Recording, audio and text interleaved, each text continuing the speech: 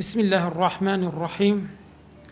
الحمد لله رب العالمين، والصلاة والسلام على خير خلقه محمد الأمين وعلى آله وصحبه أجمعين. أما بعد، اللهم أرنا الحق حقا وارزقنا اتباعه، وأرنا الباطل باطلا وارزقنا اجتنابه. ورزان هل سر باب صفات الصلاة كقطمان درس رابردو باسمان كرد قطمان سيزدا الركنة وأركانها 13. يكميان النية كدرس رابردو باسمان كرد. دوميان تكبيرة الإحرام باس كرايا. أمر لسيم ركن سيم بناوي ناونشاني القيام في فرض القادر. ركن سيم لأركان صلاة أوي كوا قيام، يعني ببيو وستان.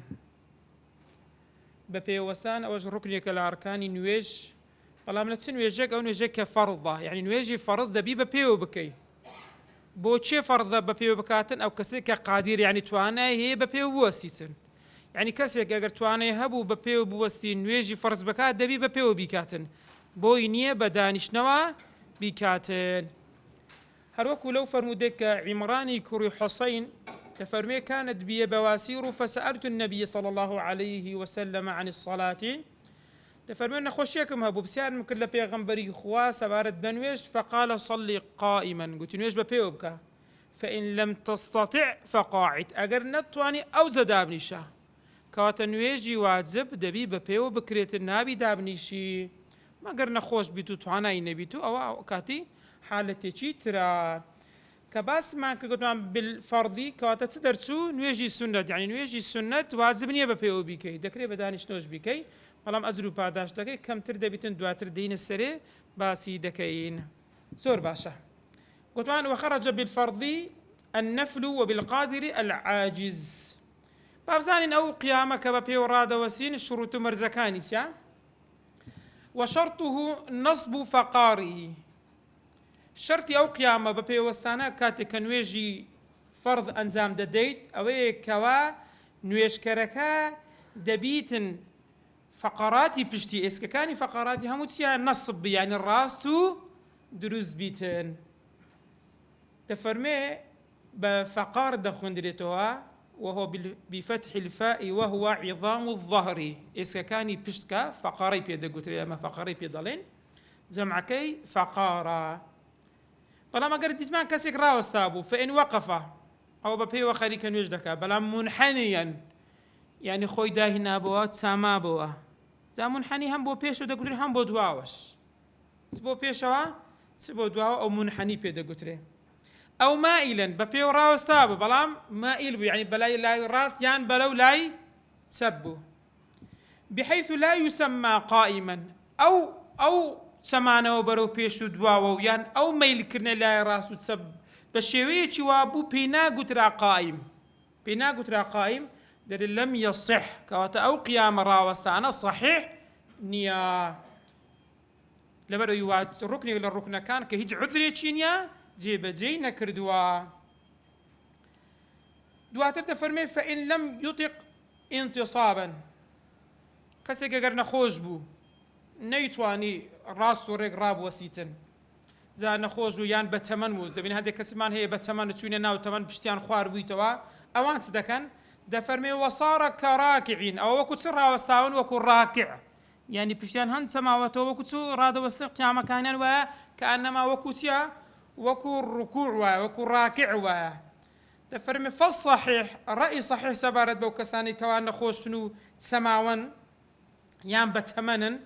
تفرمي أنه يقف أو يجب وازبل سري كذلك دبي خوي راس كاتن أوان دي بيدكري أوان دي لتواناي هي شكا أو وستانا أو ببيوبونا وكو قيام وان زيكتر إلى قيام باش أوا بخوي بشتي سماوة توا ناطاني تاو راس بيانا وتي بتمنا يعني وتي تشيشيش لفقرات نخوشة سبكا باشا دي ركوع تسون بباتن تفرمي ويزيد انحناءه، يعني زياتر خوي دتمين تو برو بيش لبوسه لركوعه بأي ركوعي بباتن نو قيامك وركوعك هردوشي يكشد بي كسيك بتمن بو، يعني شيء لفقرات بو نخوشيها بو هر بخوي بيشتي سماوه بو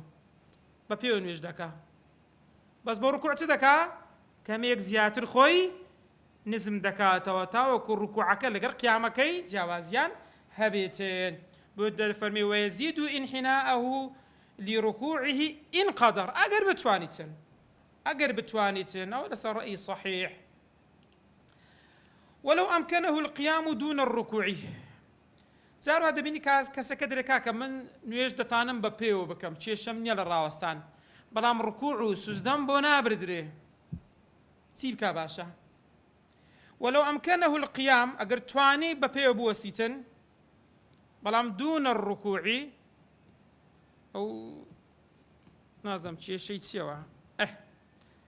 أجر تواني بپێوە بوەستیتن بەڵام ڕکوع و سجودی بۆ نەدەکرا بکاتن نەخۆشە توانای نییە دەفەرمێ قامە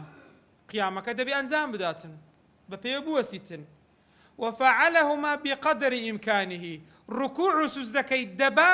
بەقەدەر توانە یعنی بۆ نمونە کەمێک خۆی نزم دەکاتەوە دەبێتە ڕکوع زیاتر خۆی نزم دەکاتەوە دەبێتە چی؟ دەبێتە سجود المهم دەبێت بکە قیامەکەی هەبیتن. كبيغمبر درود خالد سبيل فرموديتي صحيح هذا فرمي إذا أمرتكم بأمر فأتوا منه ما استطعتم أجر فرمانكم بيكردن أو ببيتوانا أنزامي بدن أو كسج توانا قيامي هي رادة وستي بس ركوع سوزدي بونا بردري سان توانا هي أماندا خوي خوار دكاتوا أجر نشي تواني بو ركوع سوزدي بهيز نوعيك بكا أو بإشارة بس بسر إشارة بو دكاتن سري خوي بو الركوع كما دين تخواري بو سوزدي زياتر دين تخواري أو أجر شيء لفقرات هبو بهي الشويق نيتواني خوي دابنتو بو الركوع أدي أجر هتواني راوساني هرنبو ولو عجز عن القيام نيتواني بيس نوعيك بو استيتن سيدا كانوا يجيتون دكا دفرمي قعد كيف شاء دادني شيء توني حزلي بيت تون بوي بقول زيبو اسمي خوش بيتن او ها انزام داتن شكا لفرمي دكي تازه باسمان كردوي عمران فرمي اگر نتواني ببيو بتون ميش بكا فقاعدا بدانش نو بكا إذا كيف شاء تون حزلي بلام دفرمي وافتراشه افضل من تربعه افتراشه هي تكبيت سبد ديخت جير خوت بي راسه سيله دكي لسقيني وكو تحيات سون خلق تحياتك ويتراش بيدا قدريتن بيتسا فدجر خدادني بلام دري او باشتر للتربع لو كردواري دارين تسار مشكاني او باشتر لتسار مشكاني لبرسي او باشترا دري لبر اوي افتراشك جزء لنويش بلام تربع جزء نية لنويش ها انسان لسي حالة ديك لك هاتي صراحة حد بيني بتسار مشكاني ذادني شي بلام افتراش شويك جلسيك لجلساتي سي دارستني تحيات بودر فرمي افتراشكي باشتري لتي لتربعكي لتسار مشكاني كيف في الأظهر لسرأي هذا أظهر مقابل كجنا ديارة تربعكي بي باشترا نعدانيش كمان هي بيتا قلت لي إقعاء تفرمي ويكره الإقعاء بخوش دي تعريفي دكاتون أو إقعاء بأن يجلس على وريكيه عيب النبي هردو لاقونا كيف اشتوي ناصبا ركبتيه سوكا كان يخوت سليب كاب بتسقيني او هي هردو بي كان يهو دادني بيني تانا دو بنزكاني بي تسقيني او دادني شيتن يعني لسر بنزكاني او ني بي خوتاو دابني تعاردي سر بنزكان او اقعاعي بي دغوتري اقعاء او جوريان دفرمي او مكروها بلام او اقدار بن لفرموديك هذا فرمي الإقعاء من سنة نبينا صلى الله عليه وسلم. أبو عبيدة قصة زور جواني هي دفرمي أوي كمكروه أوي كدستي خوش دبيش خود دابني يعني دابني شي لسر فانزي بي كانت هر دستي شد لبيش خود دابني دري حاشاكم أو بدانشتني ساقدتي أقرنا دستا كانت لسر راند دانا أو شي نيا حتى وكل فرموده هذا فرمي أو جلسة ما بين هردو سجدتين تكري إنسان بو إقعاء بكاتن يعني سر بنزكاني بس نقدس العادي دانني أو شويان مكروها قدار من باش كاو تشبهي بعد دانشتني السك حاشاكو شكال لا فرموده كي سموري كوري جندب دجرتو دفرمي نهى رسول الله صلى الله عليه وسلم عن الإقعاء في الصلاة نهي كرديا كوا إنسان لو دانشني كوا بخوي إمامي نووي رحمتي خوي لبي باسي كيرد أجر كسيك مانو ديت بدانشنو نويجي كرد أو تون ركوع سوز دي دباتن دفرمي ثم ينحني خوي دسمين توا لركوعه بو ركوعكي بحيث يعني خوي طواو دين تبيش بالشويك بيتن تحاذي جبهته دبي او نيتسانا كي مقابلي تشندر بيتن مقابلي الركبتي بي يعني طواو خوي تسني دكاتن خوي خوار دكات طواو خوي خوار دكات طواو كونيتساني مقابلي تشندر دبي سوكا كاني دبيتن والأكمل أدلة وي باشتر أقرتوانا هبي در أن تحاذي موضع سجوده يعني سري خوي طاو دبا سوزدان لچين درا تاوكو أو منطقي دبا تاوكو أشويني دباتن بو أوي أو أفضل تر لبو ركوعكي لبروي أكمل ترو باشترا فإن عجز أدي أقرأ هاي بينكرا عن القعود دانشتن دفرمي صلى لجنبه الأيمن نوێژ دەکا لەسەر تەنیشتی ڕاستی ئەوە بەو شێوازەی دادەنیشی و نوێژی خۆی دەکا و ڕووشی لە چێن دەردەکا ڕووی لە قیبلە دەکاتێن هەروەکو دەفەرمێ مەیت چۆن لە ناو قەبر دادەندرێ بینیتان هەمووانیا ڕووی لە چێن دەردەکرێ ڕووی لە قیبلە و لەسەر لای ڕاست دادەندرێ شقه لجنبه الأيمن فإن عجز دەگەر کێشەی هەبوو نەیتوانی لەسەر لای ڕاستیش نوێژ بکە دفرمي فمستلقيا لسر بشت بلام دفرمون واتساكا بالي فيك ويساديك لبن سري خوي دابنتن تاوكو سري تيا كم يقروا لچن دربي روقي باللبيتن او باشترا دفرمي فمستلقيا على ظهره ورجلاه للقبلة يعني بيكاني دا قبلتك لسر بشت ويساديك بالي فيك لجير سري خوي دادنه تاوكو روي بكويتا چند داره؟ روي بكويتا قبلة أوا سبارت كسي قرد تواناي هبو واجبا فرض ركن دبي بپيوا نويج بكاتم بوينية بدانش نوا بلا ما دي لنويجي سنتا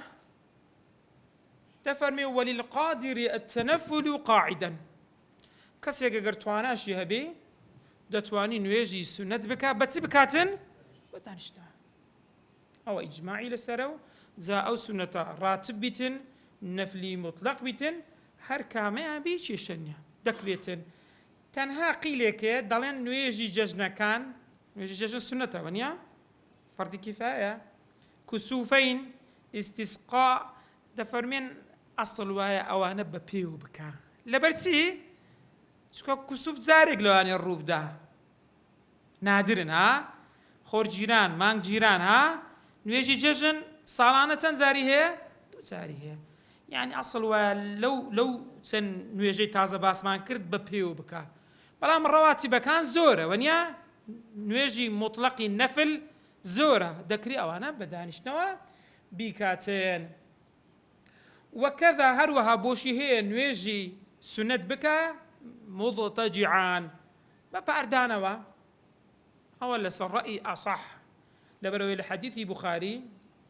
رضاي خوالي بكذا فرمي بيغمبر الدورود يخال سبي فرميتي من صلى قائما فهو أفضل هو باسي نويجي سنة دكا هر كسيك نويجي ببيو بكا باشترا ومن صلى قاعدا أجر كسيك بداني شنو نويجي سنتي كرت تفرمي فله نصف أجر القائم نيوي خيري بها أدي أجر كسيك باري داوا ومن صلى نائما بخوي عبارتك بنائم هاتي نائم يعني نائم نستوى نائم يعني كذا باري دابتو باردانا ونيجي كان ويجي سنة دفرمي فله نصف أجر القاعد نيوي أجر قاعدي هي يعني حاشاكم سنبا تنبليف كي يجرب بلاش تكتيلي ده كم دبتو إنسان مسلمان ده بهم ما هي بهم ما تعقدت هي توانات هي خواي قولوا تعقتي بابي بيك بابا دانش نو دايكيت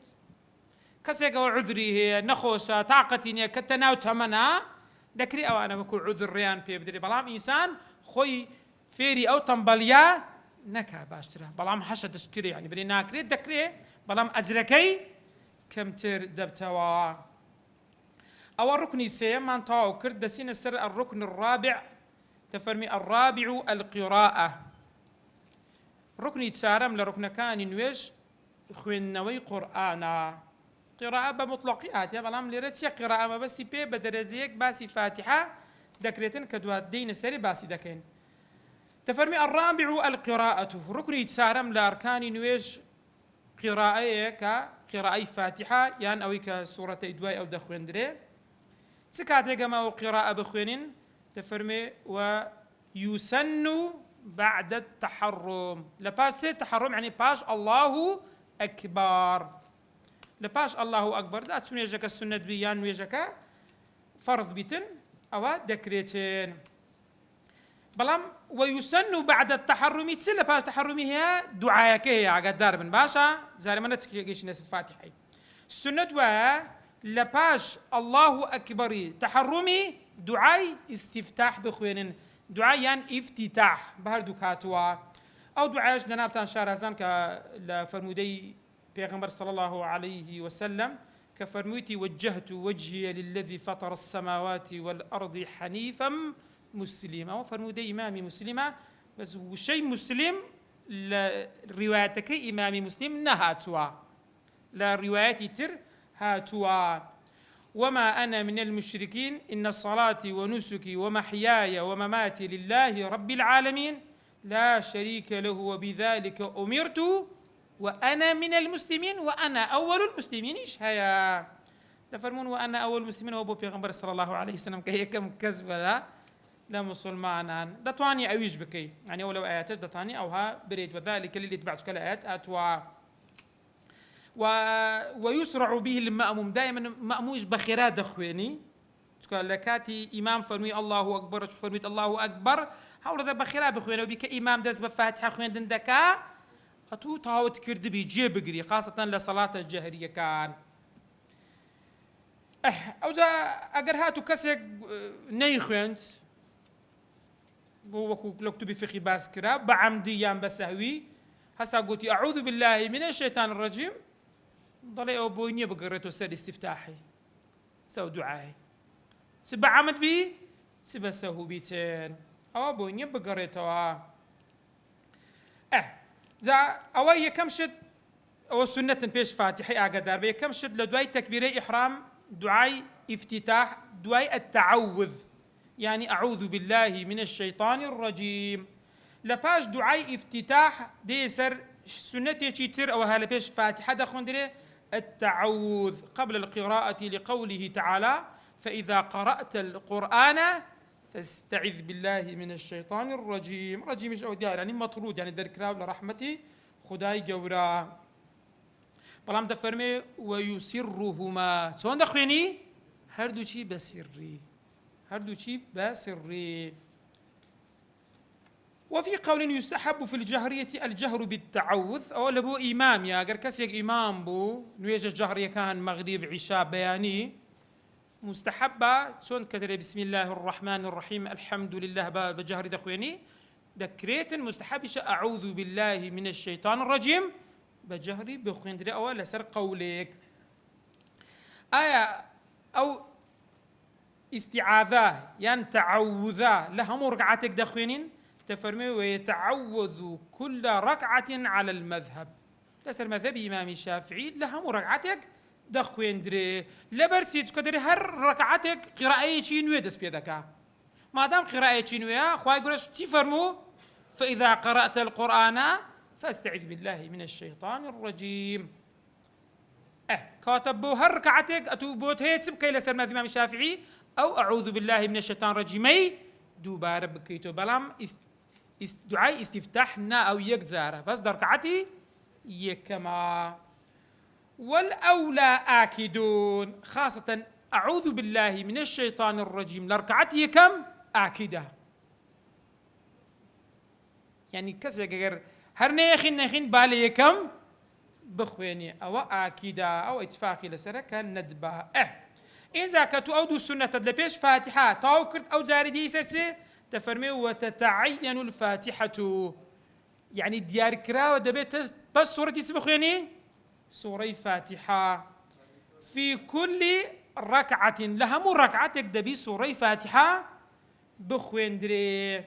سكا بيغمبر درود يخال سبي كلح فرموديتي متفق عليه تفرمي لا صلاة لمن لم يقرأ بفاتحة الصلاة فاتحة الكتاب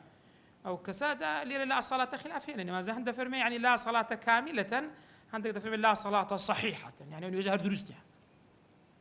أجابوا لما ذبي من الشافعي أو هيك دروسني يعني كسرك أجر بيراجع شو مسبوق نبي سدين سروي تبي فاتحة بخوينيت ركنة هر لسه ندبي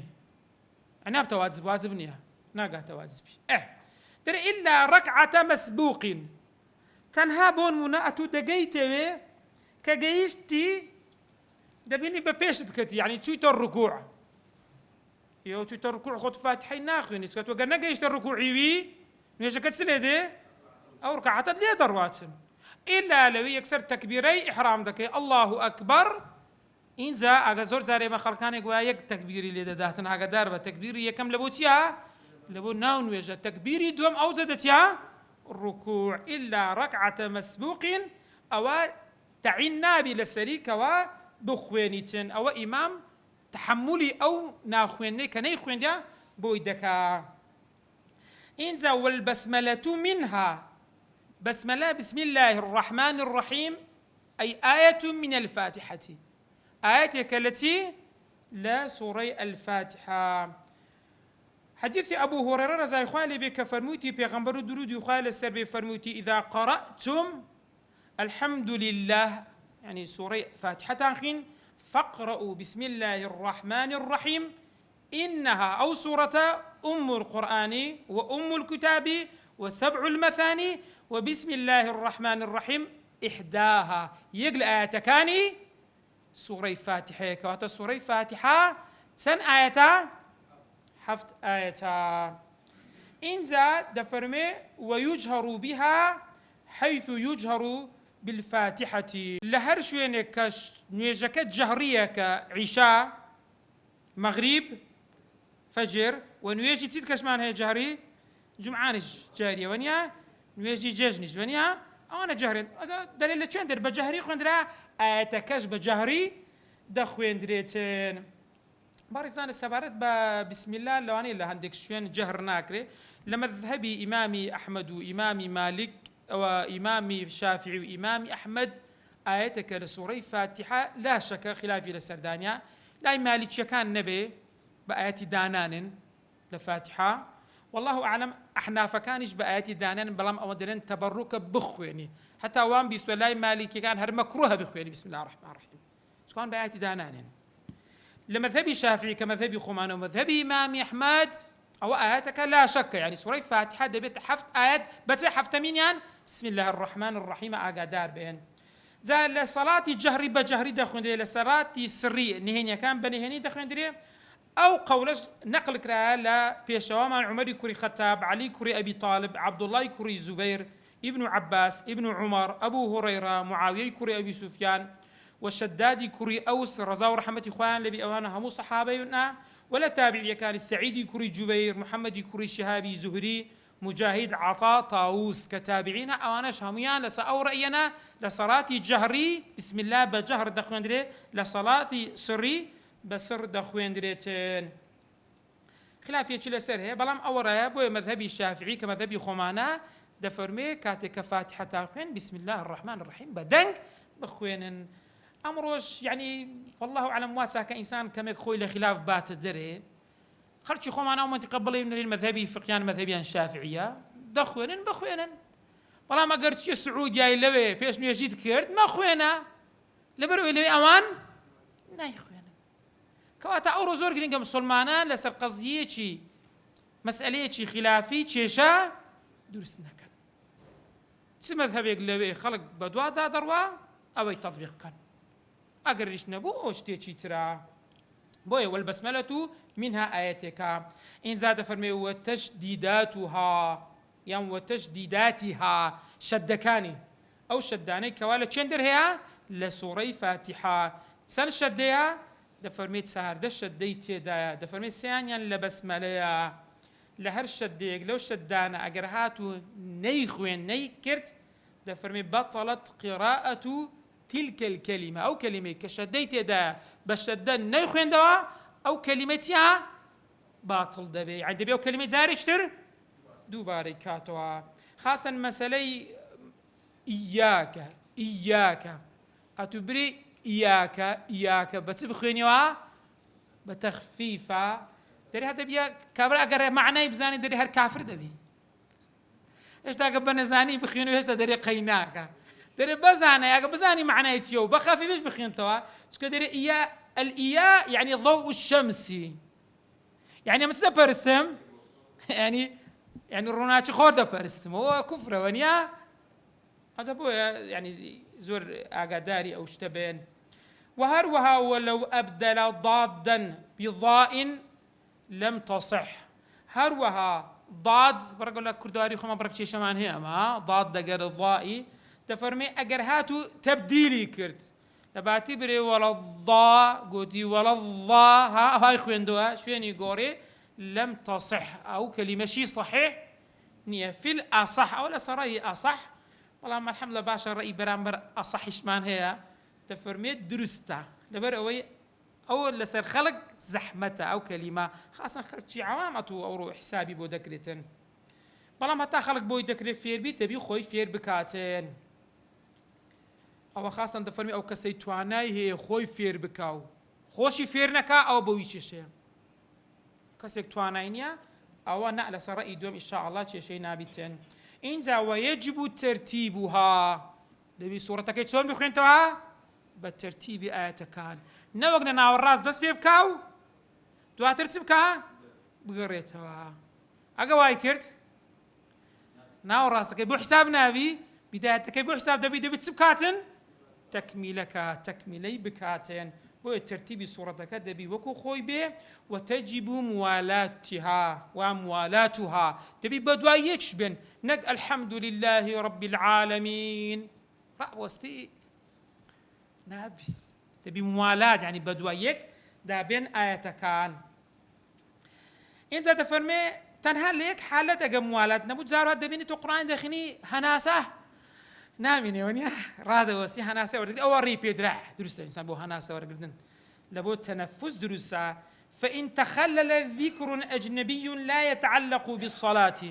أجر هاتو سورة فاتحة دخون عندنا سورة فاتحة هستا جيشتا إياك نعبد وإياك نستعين سبحان الله أيوه سبحان الله يتعي العاقبة آيات ذا ونيا تفرمي أجر هاتو ذكر يشيخين أو ذكر هيج العاقبة نويش دانبو قطع موالاه كب السراء تبي سلم يسكا بقريتوا فإن تعلق بالصلاة أدي أقر ذكرك بيوان دار بو بنويش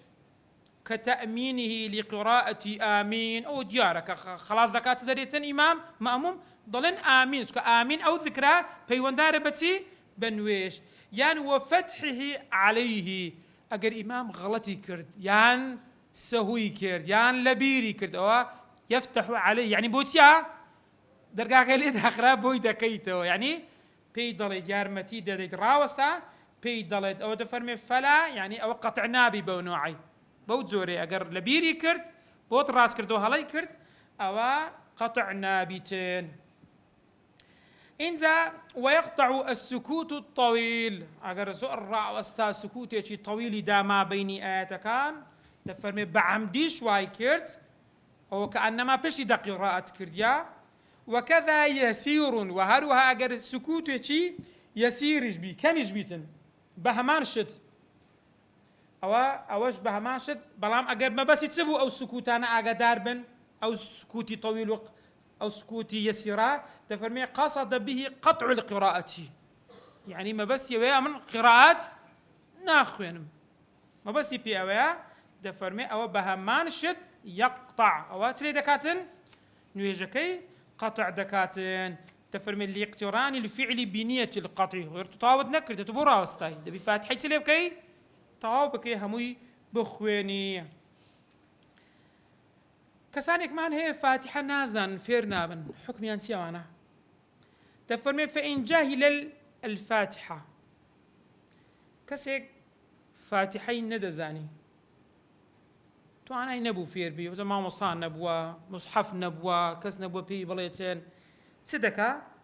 ئەوە دەفەرمێ فەسەبع آیات متوالیە دەتوانین لە جیاتی ئەو حەفت ئاەتەی سوورەی فاتحە چ بخوێنی حەفت ئاەت بەڵام متوالی یعنی چیا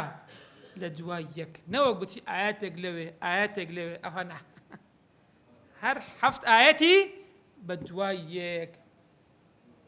ئەوە ئەگەر هاتوو توانای نەبوو کەس نەبوو فێریکە مصحف نەبوو هیچ شتێک نەبوو الحەمدڵ ئەو ڕۆژتانەوە بزانم کەمە لە شارەکانەوە مەگەر لە شوێنێکی زۆر وەکو عەرەب دەرێن نائی زۆر سۆل و لاپەڕ بیها خەڵک کەس نەیگاتێ ئێستا دینە هەندێک شت باس دەکەین پرسیارەکەت دوایەوە گەر وەڵامەکە دووەرنەگەت بیکۆ باشە فإن عجز ئەگەر نەیتوانی حەفت ئاەتی لەسەر یەک لەبەر بکا متوالی دەفەرمێ فمتفرقة دەکرێ حەفت ئاەت هەر یەک لە شوێنێک بیتێن قلت إمام النووي رحمة خواه لي فرمي الأصح المنصوص جواز المتفرقة صحيحة دروستا آيات كان سبن متفرق يعني الشرطية لسريق بليك صورة بيتن حتى وكدري أجر هاتوا مع حفظه المتوالية يعني أجر حفظ آيات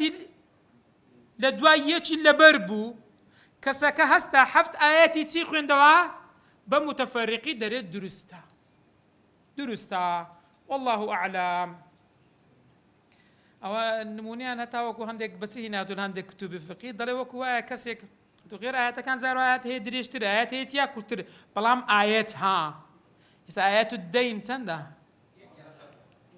بتسن حسابه أقب حزم بي لو أنا هدي دو سورة فاتحة حزمة كيوابي ها بلام بتسن حسابه أقال حسابه نمونه بود إنه ضلين وكوا كسيك لمانجي رمضان بروجي بي لهاوينا هاوين ساعات رمضان روجي دليل لمانجي دوازده لمانجي يازل أخوي دقرتوا لسري بوا دبتة ساعات زور كم لوكات ترى ما دام عندك قياس يعني سر وكر دي ضلين ما دام درست ذكري يعني آتك زياد تربو كر تربو حتى اللي رباس يزيادو كما كش دكا عقدار بن باشا فإن عجز أدي أجر حفظ آياتي شي بمتفرقش دبرنبو دري أتى بذكر ذكر دخوانيتن أو ذكرش لو فرمودك إمامي أبو داود وغيري أو جرايتي أنا بيعرف هذا بيغمر صلى الله عليه وسلم فرموي إني لا أستطيع أن آخذ من القرآن شيئا من نعطاميز القرآن وربقرم يا ربي الكور بوا لو كسانا بوا فعلمني ما يجزئني منه اشتيك في ربك لمقابل أو بطوان بيلم قال قل سبحان الله والحمد لله ولا إله إلا الله والله أكبر ولا حول ولا قوة إلا بالله العلي العظيم أو دلنا كلا وذكران حساب كين دكاتن سبحان الله لقرن بن الحمد لله لا إله إلا الله الله أكبر ولا حول ولا قوة إلا بالله العلي ضلن واتساك ما شاء الله كان وما لم يشاء لم يكن وتن حفظ ذكر كلمات جارية يعني حفظ بحفظ ونيا يسموه حفظ الذكر لمقابل حفظ آيتي إذا تفرمي ولا يجوز نقص حروف البدل حروف بدل نابي كم تربن أو كالزياتي يعني تقر آياتك هنا لزياتي ويدخل نابي آياتك لو آياتي كم تربيتين عن الفاتحة في الأصح لسر رأي أصح كذلك سورة فاتحة سطو شيستو بينس حرفه ببسملة ورا أولا سرائي أصح لسرائي الدوميان برامبري مقابل أصح ترى درست أجر كم تريش بخاصة أنا ما أذكارنا دادين أذكار كان عدد حروفيان كم تريشة درست والله أعلم لا سطو شيستو بينس نعم ببورن سطو بنزاو شش 156 سطو بنزاو شش حرف أقدار من فإن لم يحسن شيئا أدي أجر هالذكر شيء نزاني نيجنا كردن نيا فإن لم يحسن فين نيتواني فيري قراءة بفيري ذكر ببي دفرمي وقف بلان بوجوبي قدر الفاتحة قدر فاتحة سندق بكات دابنين أون دي راد وستيتن غير قيامي هي لا قيامك أون دي راد وستيت بظني خو يعني خطو كاداناني توس كاتو قراءة كسك بوكسك دخلون تلوانية كاتا كان زيازبن بظني خو إتادنيتن أقو حفت آيات سندكات بيسا أون دراد وستي أجر فاتحة من تاوكرت أزليرا لكتبي فقه دفرمي ولا يترجم عنها يعني سير كان فاتحة نبو بدل يسبو آياتي أولي متوالي دواي بوته دواي بوا سكر أجر ذكر نبو بلام نابي بري سپاس وستایش بو خوای گەورەی جیهانیان و هەر ئەو دەپرسم چی بیکەیتە کوردی نایەتە دێ ئاگادار بن تەرجمە نایەتە جێ يعني ئەگەر هیچ نەبوو ڕاوەستە ترجمة بوي ناكريتين ويسن عقب الفاتحة آمين لباشا كفاتحة تاوكرت بلي آمين لسر والشيء آمين دري خفيفة الميمي ميمك بخفيفي بلام بالمد من هي يعني كي وهروها ويجوز القصر بقصر الشيء بمد هي لهمزكي وهروها بقصر الشيء هردو قراءة يعني هردو نوع بومان هي شلون يعني بخوي آمين تهمزة كاوا لا تزويد همزة يصير بدل بريزان بدلنيا تن حالتي هي بدل دو تارو ونيا اي اگر متى كي بداية الشاشة ونيا نوق يا سادري دروانا زين تشيواسي او هاشنا أنا هركس بخوي كتنالي آمين أي أخطو غيرك أو خين ديو آمنة هم بو إمامة هم بو زنابش تكمامومي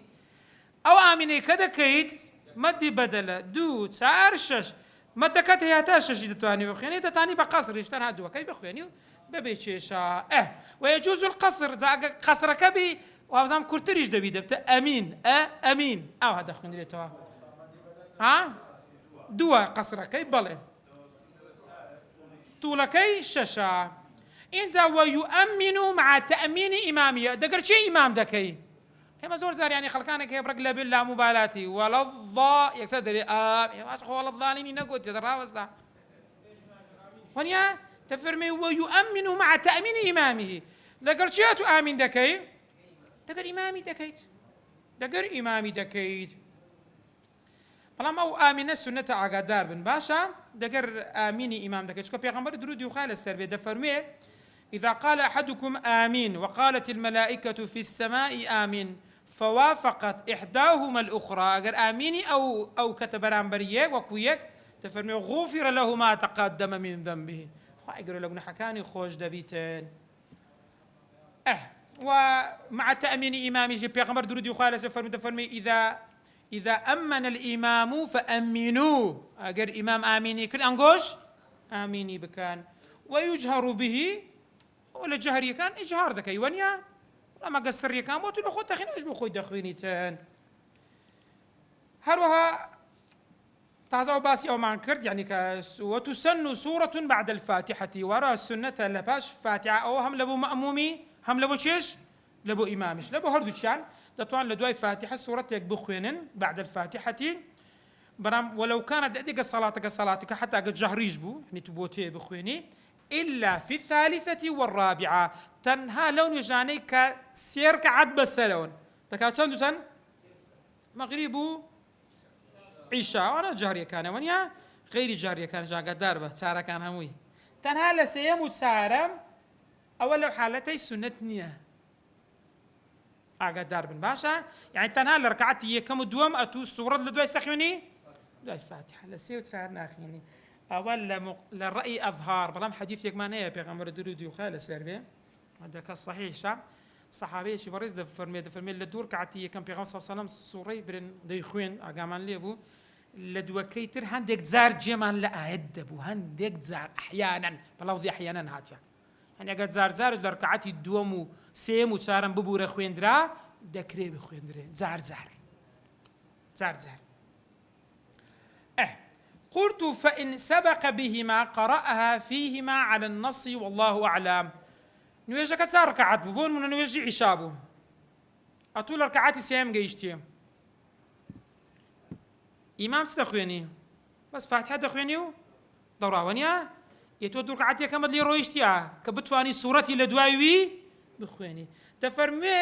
قلت فإن سبق بهما يعني ئەگەر گەیشتەوێت دوو ڕکعاتی یەکەم کرابوو دەفەرمێ قرأها فيهما لە ڕکعاتی سێیەم و چارەمی وان کە دەکا یەکەم و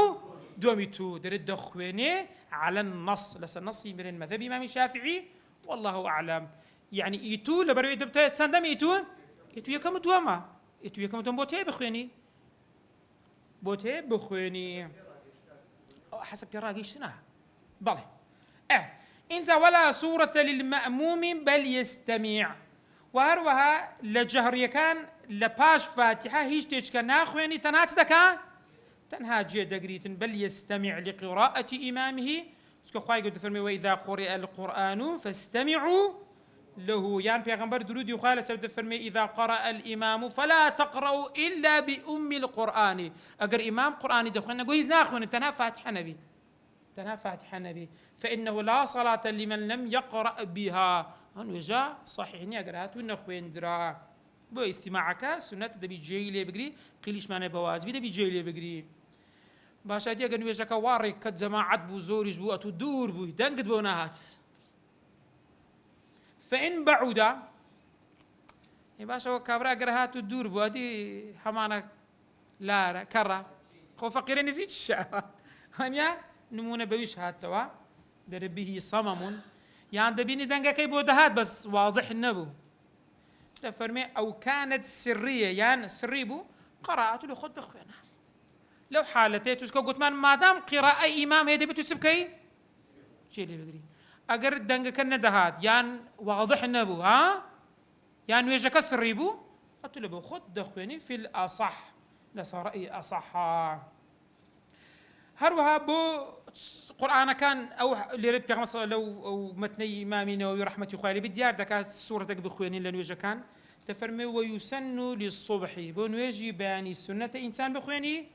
طوال المفصل بريزانا ما صوري مفصل معناها تشيل كش معناها صورة طوال معناها مئات معناها مثاني معناها مفصل معناها سورة طوال وديار حف سورة كي بداية تاوكو دقات أنفالي هذا غير ما أنفالي هذا غير يونس جا قردها لباش في بيدا قتري مئات يعني صد كان هذا الصد اشتك زيادة اشتك هذا بكما بيدا قتري دواي مثاني بيدا قتري أو دواي صد كان ديتن إن زادكات مفصل بوب مفصلة اللي بروي سورة كان كرتن زو خلاص دبي سورة تشتر تثبت يعني زو تاو دبي فصل دكاوتا ما بيني إمامنا دفهم لسورة حجرات دس بيدكا قاعد من مفصل لشيء دس بيدكا لحجراتي حتى كوتاي أو زال لسورة حجرات تا كوتاي دي كات السيبش طوال أوساط قصار طوال كان بزانين شندرا إسا قلت ما لبو نويجي بياني نويجي نيوروت دخويني طوالي مفصل دخويني يعني لحجرات تاوكو دقاتا سوري نبأ عما أو طوالا لو أوانا دخويني لبو عصر وللعصر والعشاء تفرمي أوساطها وسط كان لشي كتايها تازا لنبأ لعمي كتايها دنيا هتاوكو الضحى أو تسيبيدا قتري أوساطي مفصل وللمغرب قصاره لما نوجه مغرب قصاري مفصل دخويني قصار يعني الضحى تاوكو كوتاي تاوكو ناس أو سورة كان وللصبح الجمعة أدي بنويجي بياني الروجي جمعة أو جوازي كرديا قدار من تفرمي في الأولى ألف لام ميم تنزيل سورة السجدة ونيا وفي الثانية سكون يجي بياني دور كعات لقيت وميان هل أتى سورة إنسان دخوين دريل يعني سبحان الله يساقل بيو السيد كيبو بيغم صلى الله عليه وسلم نويجي بياني جمعة يسلي كرد خاص يكرد ورزان إسلاماني لك خلق يعني عجيب نبي تنكتو روجا كان يعني روجا يارك أبو روجتي كربوا نزان دراوا أو روشان شما بهوي أو يكبياني كي أو سورة تانا خوين درا يكسر تزاني أو روتي دس بيدكا جمعة دس بيدكات لا يخومن قديم تياني دك صلوات يعني لدها نوێژی کەبار نوێژی عیشایانە واگەدار کرد ینی بۆ کاتی شتێکی زۆر چاک بوو خەڵکانێک لە گوند و شارەزای ڕۆژ نەبوون دەیازانی بەیانی چی ها شما ئێستا کەمتر ئەو شتانە ڕوو دەدا خەڵک ماشەڵڵا ئەو هەموو شتە هەیە ئینجا ئەوە ڕوکنی چارەمان تاوا کرد الركن الخامس دەفەرمێ الركوع ڕکوع خوای گەورە دەفەرمێ اركعوا مع الراكعين يعني واركعوا مع الراكعين هروها لا فرموديتي پیغمبر صلى الله عليه وسلم كفرموتي إذا قمت إلى الصلاة فكبر أو حديث مسيء الصلاة أو بياوي كان يجي غلط كرت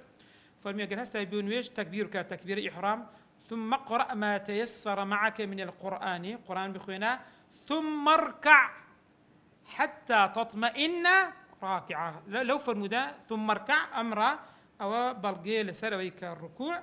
ركنك الأركان نويش إجماع زاناش يعني ابتداء خلافي لسانيا الركوع دوش يومان هي أقل من هي أكمل من هي شون باز دكا أقل الركوع لبويك قائمة يعني وكسيك بيورا وسانا قويك قاعد عذري هي ناتواني بكا وباسي دكين أقل لكي وأن ينحني يعني خوي بتسمين توا قدر بلوغ راحتيه جيشتني الراحة ناو لب راحة اليد بيدا قتري أوا ناو لبي دست أو ناو لب نبنارين أو يبقاته چين دري ركبتيه يعني ناو لبي دست كان يبقاته چين دري بقاته سرسوش أو أقل لكيتي أو دري لو أراد وضع ما عليه مع الإدبي اعتدال كامل خلقتي أو كسيشي دروس دستكاني دروس بنا كسانك ما شاء الله دستيان دريجة أو أنزو دريجة يعني هزور خو خوارنا كانوا دستيان قاتا سرتسوجي أو أقل وادبي كابرا بوشي وازي ناو لبي دستي بقاتا سرتسوكا كاني وبيشي بقوتري الركوع قادار بن وأروها بطمأنينة طمأنينة يعني سبريز يعني وستان كسيك الركوع دبا خوي خوار دكاتو يكسر برز بتوا أو سونا خوارو برزبونو ليك ناكري تو چهان هاتنا خواري وچهان برزبونو بس كتو هات يا خواري راوستاي أو تسبيد قتري طمأنينة إنزا برز بيوا أو تا يعني دبي وستانك هبيتين بو بشرطش للركوع دبي طمأنينة هبيتين هروكو بيغنسان بو تازا باسمان كده وحديثي مسيء الصلاة بحيث بشويك ينفصل رفعه عن هويه يعني تكون خواروا يعني بشويك كوا برزيون زميا كيتيا ليك بكرينو يعني بزاني كوات سوي تخواري أوا برز بوا نوك بس تخواري وبرز بتوا أو تموني نكال لويلي كان دكاتوا إنزا أو ركوعش أقدار با ولا يقصد به غيره يعني كسيك حاشاكم برن شتك مارك بيدهات ناون يجيبوا ها نعلي اشتيجي لبيج بو دوبش يكبو خوين ويكردو نحنا كي برس كردو ولا تسيدا لا دوبش كيدا يلا دي سبحان ربي عظيمه نابي وحسابني لبرتي تكاو تسمعنا اللي بتسبو ولا يقصد قصدي في ركوع نب كواتا بيتسبكا حستوا او جاري بقصدي ركوع بستخواري دبي قصدي تيها بيتن دبي قصدي ركوعها بيتن أو كسي كوا إنزا كتفرمي دبي ولا يقصد به غير نبي قصدي غير الركوعها بيتن بقصد ركوعها بيتن فلو هوا أجر هاتو خوي تمان دوا لبو سجدي تلاوة معناه كبرنا للقيام راد دسيت تشين دري دسيت السجدة كسكا هستا تشي كرد ولا لبو سجدي تلاوة ويزاني سجدي تلاوة سو خواري فجعله ركوعا أو بس حساب كرت بالركوع حساب كرت تفرمي لم يكفيه أو يبو حسابني لبرتي أو بوتي تخواري وسدي تلاوة نابت يعني كواتا قصد كمان دبيت سبي دبي قصد ما الركوع بيتين وأكمله أكمل الركوع تسوية ظهره وعنقه ونصب ساقيه أكمل الركوع أو بشتي الراس بي لقرتي عنق بس بقول عنق بملي دا قدرتن مليش الراس بيتن وهروها ساق بقول اسماني عربي لغوزين تاوكو تسوق ساقي بيدا قدرت بلام تفرمونه وما بس جزء باس كده اغنا بيكي هر هموي يعني لبي لبني بيراتا وكدقات شي أو دنيا كاني هر همو تسليبكا نصب راس دابنيتن همو راس دابنيتن ونصب ساقيه إنزا وأخذ ركبتيه بيديه بهردو داستي تسبكا سوكا كاني أخذ يعني سيا يعني بيجري قرتن هي ها أو بقري بيجريتن إنزا وتفريقه أصابعه فنزكاني تسيدكا ديكاتا فنزكاني نقعها فنزكاني دكاتوا برام داري فنزكرنا ويتشي وسط نق يعني طاوها بكيتوا فنزكرنا كان وسط دكيتوا روشي لشان دابي فنزكاني روي لقبله يعني أجر تسوق أو هابتن أتو تصدقي أو هذا استخد دادني كإتزاهر وكان دكونا شين دري دكونا قبلي إذا كان جاء الله أكبر دقيقات قتل بور ركوعيدتي ويكبر في ابتداء هويه ديربا بضمه هنا بيت كبسي هنا أبوي أبي الضم أبو شكا هويه شمان هي قدر من أو قراءة شمان هروها التكبير لسكاتك اللي ابتداء تون خواروا يعني كتو بروي بركوع الله دس بيدك الله أكبر إنزا ويرفع يديه دستكاني شي يعني التكبير كان جدا كيت تويبت يا اخوان دسبرز دكيتوا في ابتداء هويه إنزا ويرفع يديه كإحرام شلون الإحرام شلون قلت ما دسبرز زكاة وتهر دومان هي تاوكو رنا وراسي دقرسين كتفة كانت تاوكو جيش أوش مان هي وحديث مان هي كإحرامه إنزا ويقول سبحان ربي العظيم ثلاثا ليرة قريدان يا بريزان أول لما تنكي أعقد دارن مسألة وبحمده بريزان با وشتان بو بريز بس كم لفرمودي شي كوا فرمودي كا لا سنني أبو داود هاتيا البانيج رحمة يخوي لي بصحيح داناوا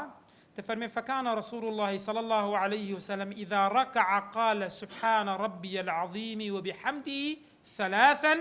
وإذا سجد قال سبحان ربي الأعلى وبحمده ثلاثا أو بس يعني بحديث هاتيو صحيح شاء كواتاد إنسان خير الذي تخوي نداتا لسر لفظ خير شي قوري خاصة كتب برز دبيو تصدلي لمن حمده ايوه تسكر تازا وبحمده ها وبحمده حمدي نكر دي غير كهاسته وضلي دينا سوي إن شاء الله باز دكين كوات أوا تكبيرك تسمو تذكر تشبو باسمان كرد إن زاد فرمي ولا يزيد الإمام ويزيد المنفرد إمام زيادناك لغير أو ذكري بلا منفرد أكما زالي هبو تطاني تصبري بلتن اللهم لك ركعت وبك آمنت ولك أسلمت خشع لك سمعي وبصري ومخي وعظمي وعصبي دماركاني خوين وما استقلت به قدمي يعني همو لا شيء من كبيه كان سيان لك دران قرتيا يعني همو لا شيء كان من همو رولا لايتويا أي پروردگار همو تسليم با أوامري تو دبن پروردگارا بود فرمي إمام زياتر ناخوين إسكا إمام دبي حسابي مأموم مكاتن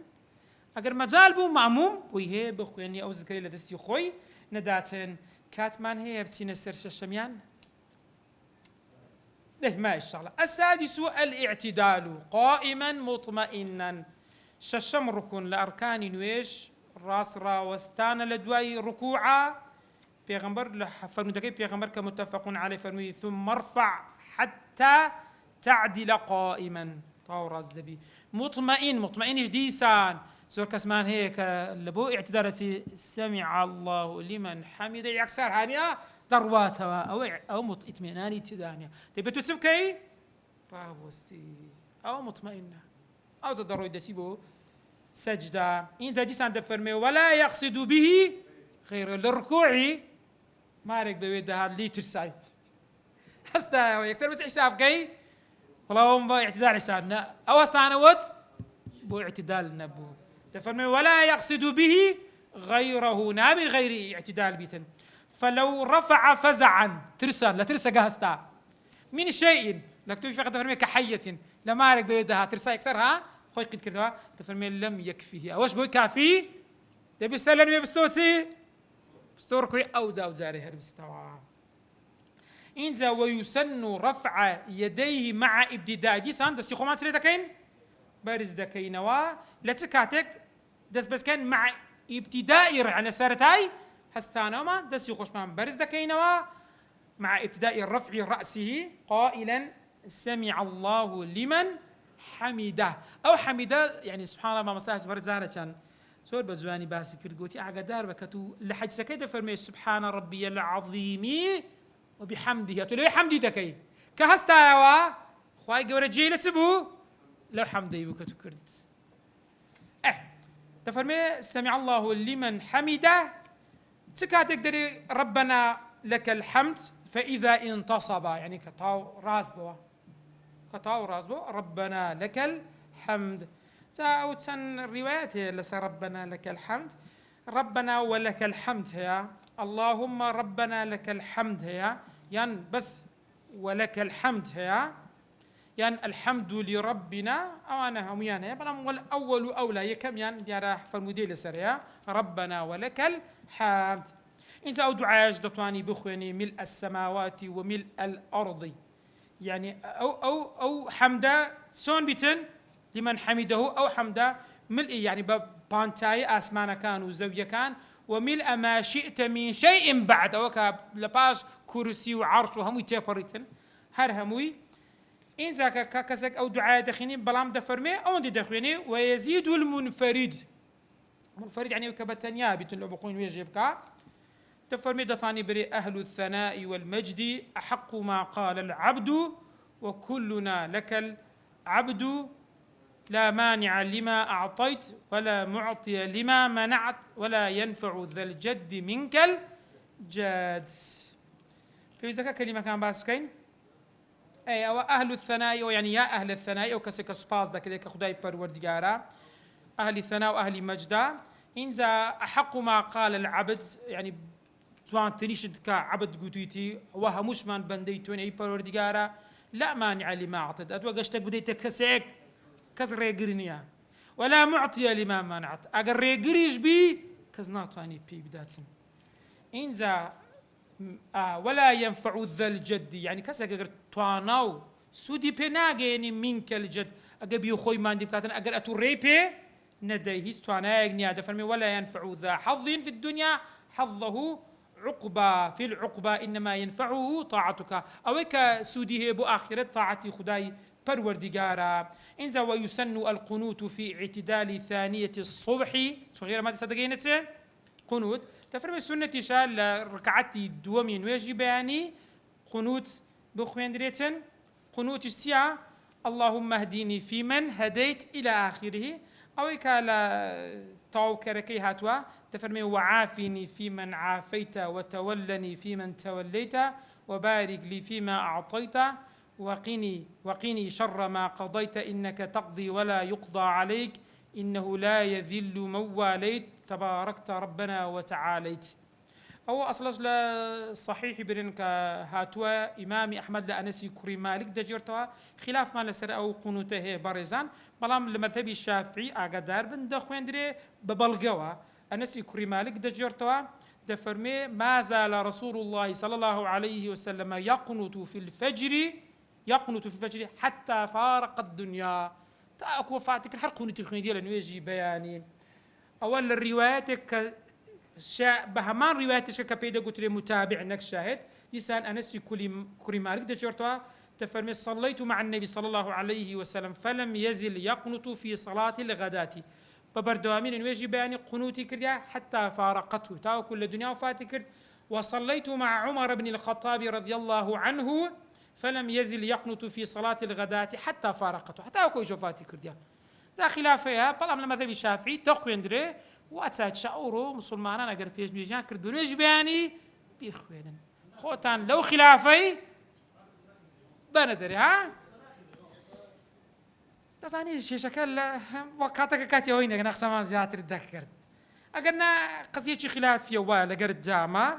وهردو رأيه حتى أواني كاسكو ليش أنا سكوري مالك دفرمي بيغام صلى الله عليه وسلم دو إمامي عمر ومن نيخين داسكا بس دفرمي أنا سكوري مالك هردو روايات اللي وارد بها لا شو قلتي نيخين دي لا شو قلتي لكو تاي الزمان إيش دني بسيارين اللي كنت آخين دي دني نازانم والروايات السيمش دني هالراوية تش أول يروب داتنا حدث لي يعني أود بيتم ئەوجا مەذهەبی شافعی وڵامیان هەیە لە بۆ ئەو شتانە ئاگادار بن بەڕێزان ئەوجا لە شوێنێک بووی دەخوێندرا بخوێنە نەخوێندرا خلاف دروست مەکەن لەسەر ئەوەی قیدمە ببرێ مامەسات و نوێژی بەیانی ئەوەت نەخوێند و تازە کەواتە نوێژەکە چییە دەبێ سوزەی سەوی ببی وەنیا وەزەکە دەخوێندرا بیخوێنن إن زاد فرمي وأن الإمام يجهر به بجهر أو دعاء دخوين دواء وأنه يؤمن المأموم مأمومش كادر الله أو كدعاء دخوين إمام دكا ويقول الثناء كجيشت شيء ثناء لوي أقدار بن فإنك تقضي ولا يقضى عليك فإنه لا يذل من واليت لوي إمام دكا دكا تسر لوي دعاء نية تبري آمين إيه بسر دخوين توا فإن لم يسمعه أديك تشوينا كذا كدي شوينا شيء جد لقنوتك ينبو قنته خد قنوتك خد بخوينا آخر شد ويشرع القنوت في صائر المكتوبات للنازلة يعني أجر هيس كاتق لنويجي بيان يعني نخن درابا دبا مسلمان أورو والله نجورو صصالة دبا بخوينا شكا صصالة مسلمان لجردستي ولا نال نارو ناخوشي دش يعني أجر لو خلافش مان هبي بلام هيز مذهبي نية هيز عالمية شي بريز نية لهر صار مذهبي اتباعي هي غيري وش بري لكاتي كمسلمان توشي نازل وناخوشي بون قولوا نخدي نقلا نواجي بياني تبع لهر بيز نوجام خندرت كاتي أسأل سر خلافة شي خلي كتسب كين نواجي بياني كش قلت كاتك جماعتي هولاكو هاتن بغدان قلت مسلمانان هذا فقير حال بون تشيشان لسر بسم الله الرحمن الرحيم بدن مخينن يام بيدنك خلافك لسر تسبو بسم الله قلت بغداد داجير كرد نويجك همو بو بيدنجي نك بسم الله نويجك هرنما همو بو بيدنجي يعني سير كامل لسر جزئيات شي كسك خريكا تيجي قالوا لي دسخو ما مدين مسلمان صالك هكا حكم ده صلاتي دست نيه همو تاندزان حالي حالك اقل لو كاترا دعانا كن لا دي كان جي دخو ندري استا غزي مسلمان لا حالة دجين مسلمان لا درد السيري كنا خوشك اجا استا يعني اگر او كساني بلن ناش غندير دبا استا بيانات سبكن لبرخات اللي عندي بيا خوين به كدعان ببكرتن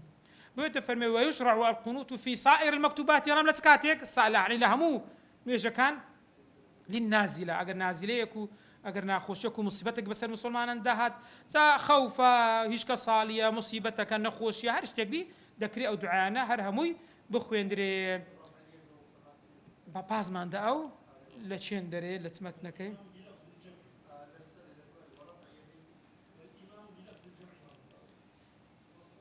والأونام اللي بكرده والإمام بلفظ الجمع لدعاء قنوت بجمع اللهم اهدينا نق اللهم اهديني هل حديثك دفرمي اگر كسك إمامك دعاء جماعي ذكر بلام بفردي ده يخين ده هذا خيانتي لو انكر ديها نادى بجمع يعني إمام ده بيودعاء بلفظ جمع بخيانه والصحيح ترى صحيح جوا سن الصلاة على رسول في آخره لا آخره كي قنوت هذا صلوات سر پیغمبر صلى الله عليه وسلم بقول ترى إذا أوش ما لبير كردها تفرم ورفع يديه دست برز دكته وبلام ولا يسمح وجهه كخلاص بو مسحيد مساود ناكيت أوش باسكرة والإمام أوش ما دعاء من باسكر لبير ما كردو أوا إذا دفرمي باس قنوت من لا نازل كان لا مطلقا على المشهوري بس نقبل مطلقي يعني نيجا كان يتر كاتن يجي بياني لما زي ما الشافعي دكريه من يجي شي بياني لأنه يجي كانت اجى نازله هاد دكري نقبل مطلقي بلا عزاريه كما عزار نا بمطلقين ناكريتين دبي يعني نازله بيتن يعني اجى يجي بياني بو وصلى الله على سيدنا محمد وعلى آله وصحبه وسلم